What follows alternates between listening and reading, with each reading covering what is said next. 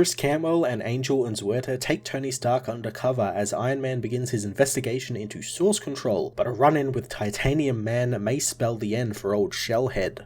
Chris Cantwell begins the really cool spy thriller storyline for his final arc on the book and has Tony play a little bit of a detective this issue as he tries to piece together who killed his friend. This allows Cantwell to bring back a classic Iron Man villain in Titanium Man and have him give Tony a run for his money, which leads to a fantastic twist and one that fits so well in with Tony and his genius mind. That being, he gets hit with a nerve gas, which was the plan all along, so Source Control doesn't suspect that Iron Man is gunning for them since Tony is in hospital and in a coma. Again, it's something you'd see in like a James Bond film where he fakes his death so he can investigate the bad guy unhindered. The return of Force, another old school Iron Man character, was really fun as well, and utilized the character as a face for Tony's mission was a really cool way to get him involved in the story and actually do something and not just be set dressing and just one of the guys on the team. Angel Unzueta focuses in on character interactions and investigations this issue, giving us some real beautiful looks at Tony, Rhodey and Titanium Man's armors, but I really loved the reveal of the classic black stealth armor and how Angel does this really cool mirror effect with it to showcase its camo abilities. Iron Man issue 22 was an awesome continuation of the Source Control storyline, borrowing plot elements from the likes of James Bond and other spy thrillers to make for a fun and different Iron Man adventure. I'm going to give this issue a 10 out of 10. Iron Man issue 22 finds Tony and Rhodey looking through Vic's destroyed hotel room, finding that it got rather brutal for the man at his final moments. Tony scans the area and finds atomic signatures, but Boss says it'll take 39 hours to cross index. James remembers how back in the day, he, Tony and Vic were kind of an inner circle, but then Vic lost a Model 1 armor in Mexico that Vic then had to destroy with Frank Castle, causing Tony to oust him from the company. Tony says that he never called Vic back since he was pretty distracted of late, but James knows he didn't call either, making them wonder that if they did answer, would he be dead now? James remembers how after leaving the company, Vic began working in covert intelligence, being he was uniquely skilled in that area and had begun working for the highest bidder, transporting top secret intel across the world. Being involved in this world also led him to work for tyrants and corrupt governments, and even Hydra at one point, which is hard for James and Tony to forgive. Vic soon began working for Source Control, selling and transporting high-grade tech and weapons, which included the 10 rings of the Mandarin, which is why he called up Tony and James to deal with. James knows that after Tony and him saw the murder scene, they are having a tough time forgiving themselves for what happened to their friend. The Iron Men head back to the lab and begin sifting through the signatures Boss found at the crime scene as James' suit begins also working on the trace metals they found. James wonders if Tony wants some coffee, and luckily their other teammate, Carl Walker, aka Force, has made some for them, as James knows that Carl has come on as the frontman buyer.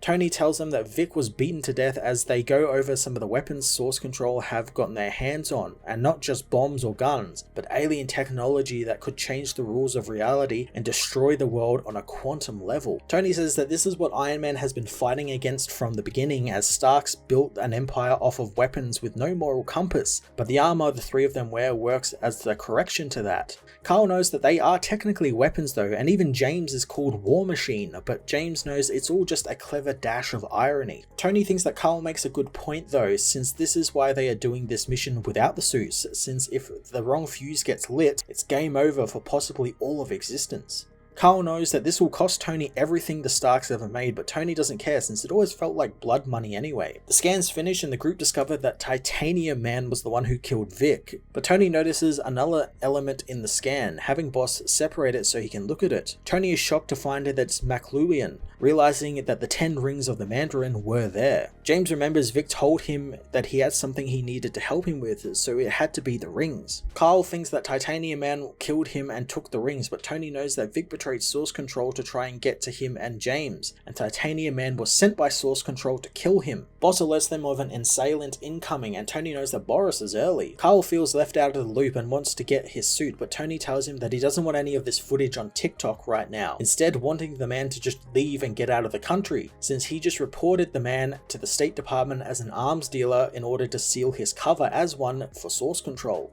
Carl heads off to Macau as Iron Man and War Machine leave the building so as not to destroy Tony's apartment. Rhodey finds his radar is scrambled and Tony knows that Boris probably has a lot of new tricks up his sleeve if he's working for Source Control. The giant titanium man, however, crashes through the apartment as Tony demands he tell him where the rings are. Boris doesn't know about any rings, making the heroes think he's playing dumb.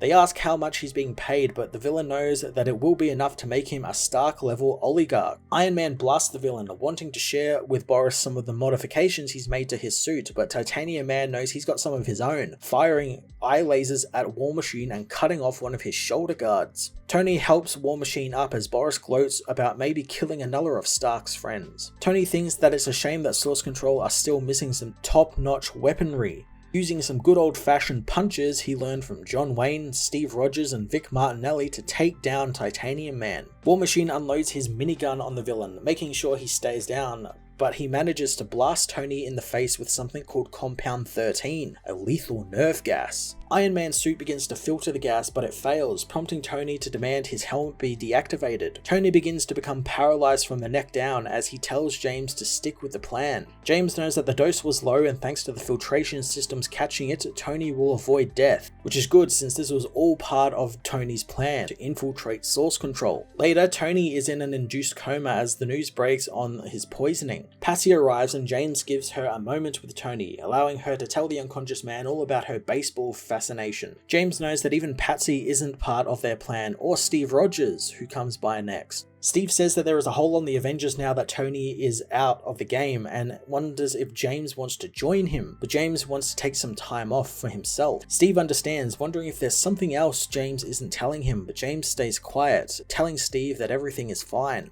James heads to Macau, the hub of Source Control, as he begins recording for Cap, detailing their plan, and he's doing it because of the variables involved, and this could easily go sideways. Tony, who is up and about, knows Steve and Patsy will be pissed, and James knows they will, asking his friend how he is. Tony knows his filtration systems in the suit worked perfectly, apologizing to James that he had to watch him almost die. James asks if he's ready to go as the stealth-suited Iron Man drops from their plane to begin his mission against Source Control.